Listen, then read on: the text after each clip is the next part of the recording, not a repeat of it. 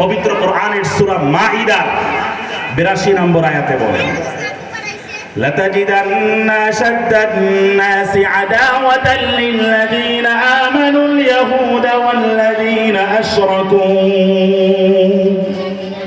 মুমিনদের, ঈমানদারদের, মুসলমানদের সবচেয়ে বড় গ্রেট এনিমি, দুশ্মন আর জাতিগত শত্রু হচ্ছে দুইটা পার্টি, দুইটা শ্রেণী। একটা হলো ইহুদি, আর একটা হলো এই হিন্দু মুশরিক, হিন্দুত্ববাদী, গেরুয়া সন্ত্রাসী। এটা কার কথা? আল্লাহর কথা। মুসলমান আওয়াজ দিতে হবে, জিন্দা মুসলমানের আল্লাহর কাছে দাম আছে। আল মুমিনুল কওমি, আল মুমিনুল কওমি খায়রুম মিনাল মুমিনিদ দাঈফ।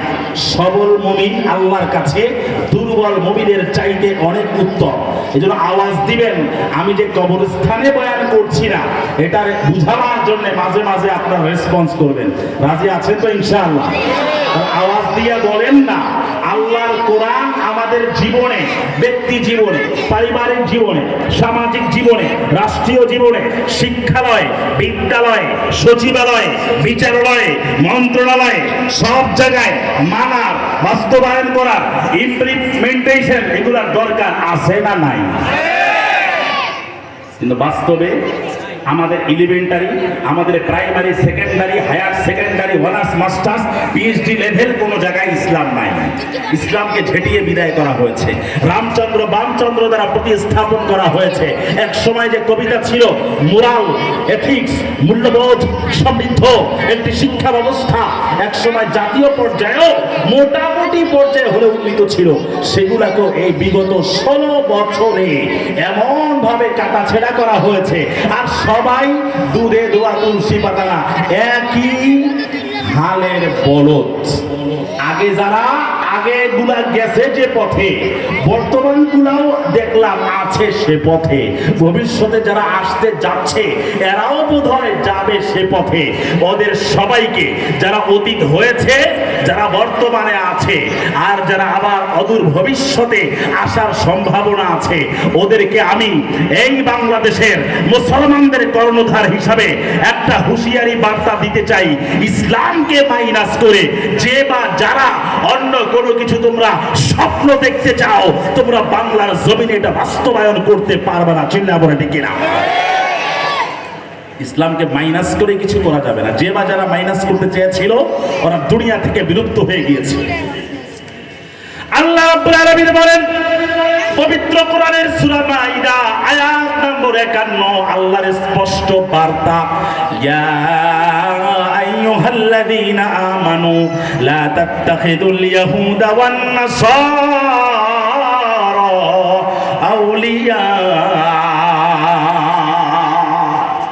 ওহে দুনিয়া, হিন্দু, বৌদ্ধ, খ্রিস্টান, অন্য নন বিলিভার্স ধর্মাবলম্বী যারা আছে, মুমিন যারা আছো, এরা কেউই তোমাদের বন্ধু হতে পারে না।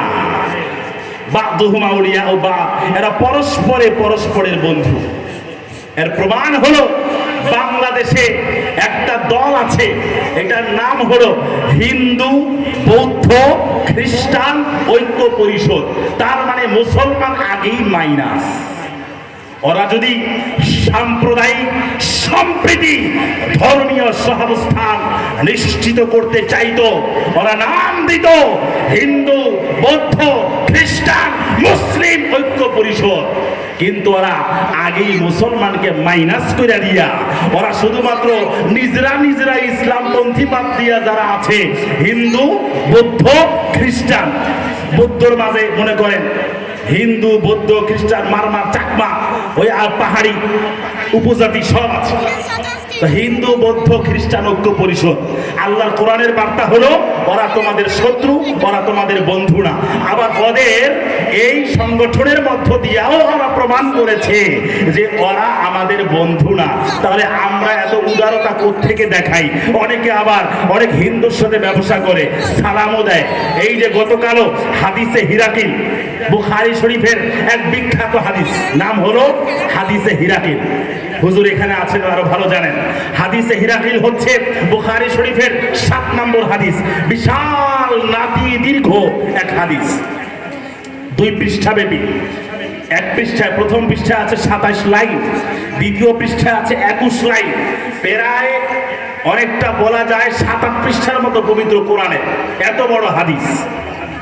এই হাদিসের মাঝে আছে আল্লাহ নবী রোম সম্রাট হিরাক্লিয়াসের কাছে ইসলামের দাওয়াত সংবলিত যে চিঠি পাঠিয়েছিলেন, সেখানে চিঠির ভাষ্য হলো বিসমিল্লাহির রহমানির রহিম মিন মুহাম্মাদিন আবদিল্লাহি ওয়া রাসূলিহি ইলা হিরাকল আযীমির রুম সালামুন আলা মান ইত্তাবাআল হুদা। লম্বা চৌড়া কথা, ওখানে মূল যে পয়েন্টটা আমি নোটিস করতে চাইছি সেটা হলো, এখানে আল্লাহ নবী কথা বলেন নাই আসসালামু আলাইকুম ওয়া রাহমাতুল্লাহ। এই সালামের এই যে অভিবাদন বার্তা শব্দ বাক্য, এটা শুধুমাত্র মুসলমানদের জন্য খাস এবং বিশেষায়িত। আসসালামু আলাইকুম ওয়া রাহমাতুল্লাহ। আপনি কোনো হিন্দু, বৌদ্ধ, খ্রিস্টান, ট্রাম্প, আমেরিকা, রাশিয়া, চীন, জাপানের যারা প্রেসিডেন্ট আছে, বাংলাদেশের হিন্দু, বৌদ্ধ, খ্রিস্টান যারা আছে, এদেরকে আপনি বলতে পারবেন না আসসালামু আলাইকুম ওয়া রাহমাতুল্লাহ। নিষেধ আছে, স্পষ্ট নিষেধ, হারাম, নাজায়েজ, কবিরা গুনাহ। বরং সর্বোচ্চ আপনি বলতে পারেন সালামুন আলা মান ইত্তাবাআল হুদা। শান্তি ওই ব্যক্তির উপরে যে নাকি হেদায়েতের রাজপথের অনুসারী হয়েছে, হেদায়েতের রাজপথের অনুসরণ যে করেছে, তার জন্য সালাম। এখন ওই নমস্কার আদাব জানানে ওয়ালারা যদি আমার ইসলামটাকে মানে, তাহলে ওদের জন্য সালাম হবে, অন্যথায় সালাম হবে না। বরং ইসলামের বিরুদ্ধে যদি চক্রান্ত করে, যেমন বর্তমানে করছে, শুধু মাইর হবে আর পিটা হবে, পালানোর জায়গা পাবে না। চিন্তা বলেন ঠিক কিনা? মুসলমান সহনশীল, ধৈর্যশীল, মুসলমান সংযমী, আত্মসংযমী, মুসলমান ওদের মন্দির পাহারা দেয়। 5ই আগস্টের পরে আমার বাংলাদেশের মুসলমান ওদের মন্দিরগুলো পাহারা দিয়েছে, যাতে করে ঘোলা পানিতে মৎস্য শিকার করতে না পারে। আর ওরা এর বিনিময়ে গত বছর নভেম্বর মাসে চট্টগ্রামের আদালত চত্বরে প্রকাশ্য দিবালোকে আমার মুসলিম অ্যাডভোকেট সাইফুল ইসলাম আরিফকে প্রকাশ্য দিবালোকে জবাই করে কুপিয়ে হত্যা করেছে। কয়েকদিন আগে গাজীপুরের 13 বছরের একটা মুসলিম মেয়ে আশামণি, একে আবার 3 দিন ধরে কিডন্যাপ করে ওরা সবাই মিলে গ্যাংরেপ, গণধর্ষণ করেছে। নাম হলো জয় কুমার রায়। এরপরে ভোলাতে কয়েকদিন আগে এক হিন্দু একটা মুসলিম মেয়েকে ওর পরিচয় গোপন করে মুসলিম পরিচয় দিয়া তারপরে তার সাথে বিয়ার নাটক করেছে, 8 লক্ষ টাকা আত্মসাৎ করেছে। এরপরে গত কয়েকদিন আগে, এই গত বুধবারে টঙ্গীর বিটিসিএল মসজিদের সম্মানিত খতিব মুহিবুল্লাহ সাহেবকে ওরা প্রায় 6 মাস যাবৎ লাগাতার একের পর এক 12টা চিঠি পাঠিয়েছে হুমকি দিয়ে যে চিন্ময় প্রভু দাসের মুক্তির জন্য আপনার কথা বলতে হবে, অখণ্ড ভারত প্রতিষ্ঠার পক্ষে আপনাকে কথা বলতে হবে, হিন্দুত্ববাদের বিরুদ্ধে ভাগোয়া লাভডরা গেরুয়া প্রেমের ভাব সম্পর্কে আপনি কোন মসজিদের মেম্বারে কথা বলতে পারবেন না। ওই খতিব সাহেব আপোষহীন ভূমিকা রেখে এগুলা পালন করার কারণে ওরা তাকে কিডন্যাপ করেছে, অপহরণ করেছে, বিবস্ত্র করেছে, উলঙ্গ করেছে, পঞ্চগড়ে কিডন্যাপ করে নিয়ে গিয়েছে, পায়ে শিকল পরিয়েছে, পাশবিক নির্যাতন চালিয়েছে। এরপরে ভারতে পাচার করতে চেয়েছিল, কিন্তু অনেক বেশি পরিমাণে নিউজটা ভাইরাল হয়ে যাওয়ার কারণে ওরা সুবিধা করতে পারে নাই। 2014 সালে স্বামীবাগ ইস্কন মন্দিরে তারাবির নামাজকে কেন্দ্র করে ওরা ওই সময় কীর্তন, গান বাজনা বাজিয়েছিল। এটা নিয়ে মুসলমানেরা যখন নাকি একটু নিষেধ করেছিল, ওরা মুসলমানদের উপরে সশস্ত্র হামলা করেছিল। এরপরে 2016 সালে সিলেটে জুমার নামাজকে কেন্দ্র করে ওই সময় ওরা কীর্তন বাজাচ্ছিল, গান বাজনা বাজাচ্ছিল। এর মানে হলো ওরা এগুলা ইন্টেনশনালি, উদ্দেশ্য প্রণোদিতভাবে, সুকৌশলে, ষড়যন্ত্রের ভিত্তিতেই এগুলা করে থাকে। সাম্প্রদায়িক সম্প্রীতি বিনষ্ট করার জন্য, মুসলমানদের সাথে পায়ে পাড়া দিয়ে ঝগড়া লাগাবার জন্য এবং বাংলাদেশকে অকার্যকর ব্যর্থ রাষ্ট্রে রূপান্তরিত করে ভারত মাতা কি জয়, জয় শ্রীরামের ধ্বনি বাংলার প্রতি ইঞ্চি মাটিতে ওরা বাজাবার জন্য এগুলা করছে।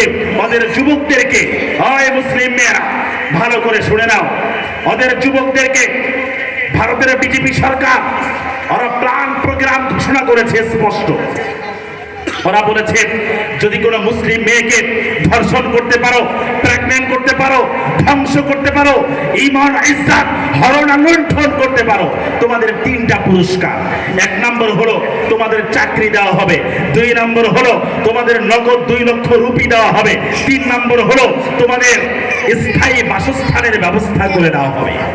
যার ফলে দেখা যায় বাংলাদেশের লক্ষ লক্ষ মুসলিম মেয়েদেরকে ওরা প্রেমের ফাঁদে ফেলে বিয়ের প্রলোভন দেখিয়ে তারপরে ওরা অনেক ক্ষেত্রে ধর্মান্তরিত করছে, অনেক ক্ষেত্রে বিবাহের নামে গ্যাংরেপ করছে, অনেক ক্ষেত্রে তাদেরকে আপনার ব্ল্যাকমেইল করছে, ভিডিও ধারণ করছে। শুধু তাই নয়, ওদের সুদূর প্রসারী প্ল্যানের এটাও একটা অংশ। প্রথমে ভিডিও ধারণ করে, এরপরে এটা দিয়ে তাকে বারংবার ব্ল্যাকমেইল করে, এরপরে ওই ভিডিও দেখিয়ে ওই মেয়ের মাকেও তারপরে তারা কিডন্যাপ করে মেয়েকে, ওই মেয়ের ছোট বোন, বড় বোন, এমনকি ওই মেয়ের ফ্যামিলির বাবা এবং ভাইদেরকে ওই ভিডিও দেখিয়ে জিম্মি করে লক্ষ লক্ষ টাকা চাঁদাবাজি করে। কয়টা মিডিয়ায় আসে? বরং মিডিয়ায় আসে না এমন ঘটনা আরো লক্ষ লক্ষ। আর এগুলার সুযোগ তৈরি হয়েছে কিভাবে আপনারা জানেননি? এগুলার সুযোগ তৈরি হয়েছে আজকেও ঢাকা ইউনিভার্সিটির 2 জন প্রফেসর সহ আপনার গাজীপুরের মানিকগঞ্জের প্রেস ক্লাবের সভাপতি, সেক্রেটারি, বিভিন্ন প্রফেসর, মানিকগঞ্জ দেবেন্দ্র কলেজের যিনি বর্তমান অধ্যক্ষ শহীদুজ্জামান সহ অনেক বড় বড় শিক্ষাবিদরা ছিলেন। সেখানে আমি কথাগুলো বলেছি, আবারও বলছি, এগুলো ওরা পারছে কেমনে? 2টা কারণে পারে। একটা হলো সহশিক্ষা, আর একটা হলো সহকর্ম। একটা হলো কো এডুকেশন, আর একটা হলো কো অপারেশন। সহশিক্ষা মানে ভালো করে বুঝবেন মুসলমান, সুরের বয়ান অনেক শুনছেন, এগুলা এখন জানা, এগুলা সম্পর্কে সচেতন হওয়া আপনাদের প্রত্যেকের জন্য ফরজে আইন হয়ে গেছে, আমাদের বলা ফরজে আইন হয়ে গেছে। ভালো করে শুনেন, স্কুলে, কলেজে, ইউনিভার্সিটিতে, জব সেক্টরে, সর্বত্র আপনার হিন্দু স্টুডেন্ট আওয়াজ দিয়া বলেন একজনও নাই। আছে না নাই? স্কুলে হিন্দু আছে না নাই? কলেজে হিন্দু আছে না নাই? ভার্সিটিতে হিন্দু আছে না নাই? আপনারা যে জব করেন কর্ম সেক্টরে, জব সেক্টরে, কর্মস্থলে হিন্দু একজনও নাই। ব্যবসা বাণিজ্য করেন এলাকার মাঝে, মিষ্টির দোকান দেয়, মেথর, মুচি, এগুলা হিন্দু একজনও নাই। এই যে বারবার ফ্রি মিক্সিং, এই ফ্রি মিক্সিং এর কারণে আমার মুসলিম বোনেরা ওদের সাথে মিশে যাচ্ছে, আর ওরাও এই সুযোগটা লুফে নিচ্ছে। এরপরে এসে বলে আমি মুসলমান হতে চাই। মুসলমান যদি হইতে চাও তাহলে এদেশের আমি সহ এই যে হুজুররা সব কি কবরে চলে গেছেনি?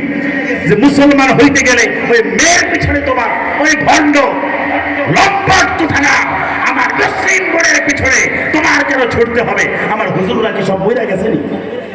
ইসলাম সম্পর্কে, ইসলামের বেসিক নলেজ সম্পর্কে জানতে হলে কোরআন আছে, সুন্নাহ আছে, আমরা আছি, ওলামায়ে কেরাম আছে। গত 2 জুমা আগেও তো আমার মিরপুর 6 নম্বর সেন্ট্রাল মসজিদে আমি একজনকে মুসলমান বানিয়েছি।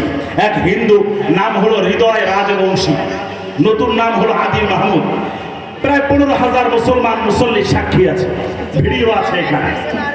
অতএব আমার মুসলিম বোনদের প্রতি আমার সর্বশেষ বার্তা থাকবে, ওদের মূল টার্গেট হলো এই মুসলিম বোনদেরকে ধ্বংস করা। লক্ষ লক্ষ মেয়েদেরকে ওরা ধ্বংস করে দিয়েছে।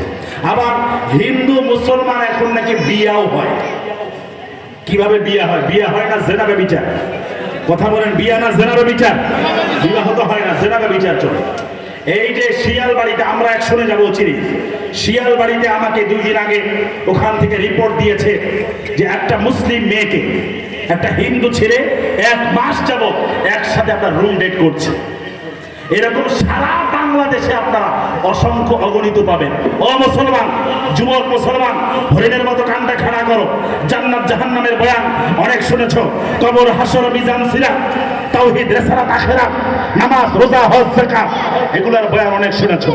নতুন করে তোমার যেই জায়গা দিয়া ঈমানটা ধ্বংস হয়ে যায়, ওই জায়গাগুলায় নতুন করে পাইলিং করার, নতুন করে ছিদ্রগুলো বন্ধ করার আওয়াজ দিয়ে বলেন মুসলমান, দরকার আছে না নাই?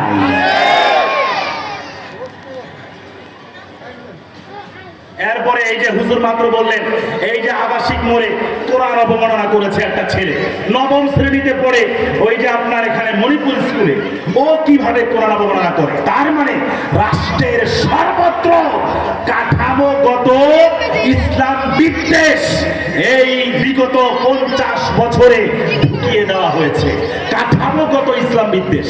এরপরে বাংলাদেশের সবচেয়ে বড় নামি দামি প্রাইভেট ইউনিভার্সিটি, যার নাম হলো নর্থ সাউথ ইউনিভার্সিটি, NSU।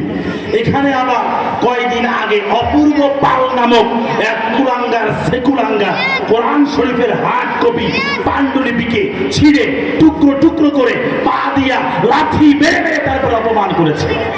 এগুলা উদ্দেশ্য প্রণোদিত, এগুলা প্রিপ্ল্যান, এগুলা পূর্ব পরিকল্পিত, এগুলা আপনার আমার ঈমানটা কি পরিমাণে তাজা আর জিন্দা আছে এগুলো ওরা একটু বাজায়া দেখতে চায়, টেস্ট করতে চায়। ও মুসলমান, ঈমানের ইজ্জতের জন্য, ঈমানের ইজ্জতের হেফাজতের জন্য, মুসলিম বন্ধুর ইজ্জতের হেফাজতের জন্য, কোরআনের অবমাননা রোধ করার জন্য আমরা সবাই সীসা ঢালা প্রাচীনের মতো ঐক্যবদ্ধ হয়ে রুখে দাঁড়াতে কারা কারা রাজি আছে? দু হাত তুলে আল্লাহকে হাত নামা। দোস্ত, ভালো কইরা মনে রাখবেন, সুর দিয়া বয়ান করে গেলাম, সুর দেওয়া নাজায়েজ না। আমি নিজেও বিভিন্ন জায়গায় সুর দেই, কিন্তু আমার হৃদয়ে বর্তমানে রক্তক্ষরণ হচ্ছে। ওরা আমাকেও টার্গেট করেছে, কিন্তু লাভ নাই। আমি একটু ওদেরকে বলতে চাই, সারে দুনিয়া হো মুখালিফ, কুছ নেহি নুকসান হ্যায়, গম নেহি হ্যায়, ডর নেহি হ্যায়, জব খুদা রহমান হ্যায়। আল্লাহ যদি আমার সাথে থাকে, তাহলে ওরা গোটা দুনিয়া মিলেও আমার একটা পশম বাঁকা করতে পারবে না। চিন্তা করতে কিনা? আল্লাহ নবী যখন আবু